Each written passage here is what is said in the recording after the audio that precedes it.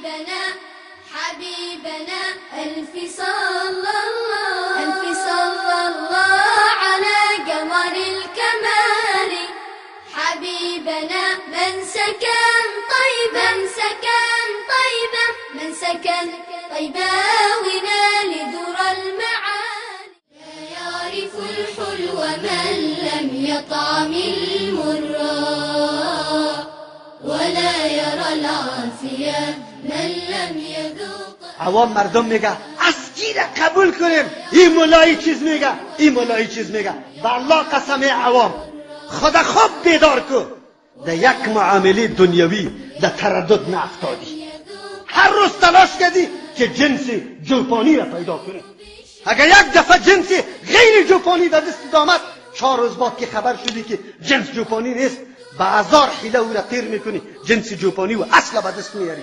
تو را بالله قسم یک روز به خاطر ترمیم دین خود، به خاطر تعمیر دین خود، به خاطر فهم دین خود قدم رنجه کردی، در درس قرآن حاضر شدی، در درس حدیث پیامبر حاضر شدی که باز شک و شبه برات میاد یا نمیاد؟ کجا میاد؟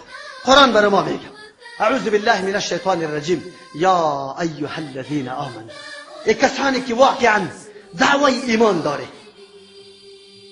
میگه ما مؤمن هستیم، به نظام الله عقیده داریم، اطیعوا الله اطاعت الله را بکنی و اطیعوا الرسول اطاعت پیامبر را بکنی و اول الامر منکم.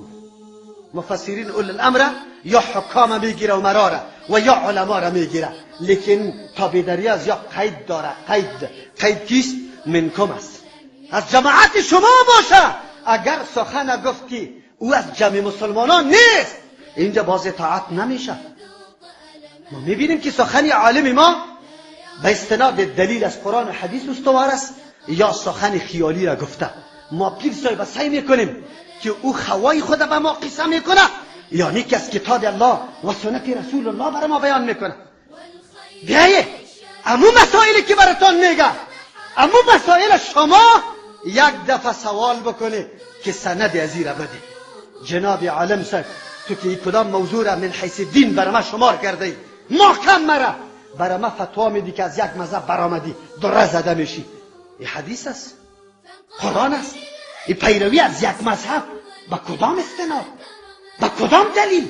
این صحابه کدام مذهب داشتن یا چی رقم کردن؟ ما و تو روان هستیم، چیزی که با ما و تو میگه گفتن فقط روان هستیم، دلیل طلب نکردیم. جناب تو مرا میگی این قسم ذکر بکو، در کدام کتابی اذکار در کتابای حدیث باب وسیع گذاشته میشه، کتابا تصنیف شده.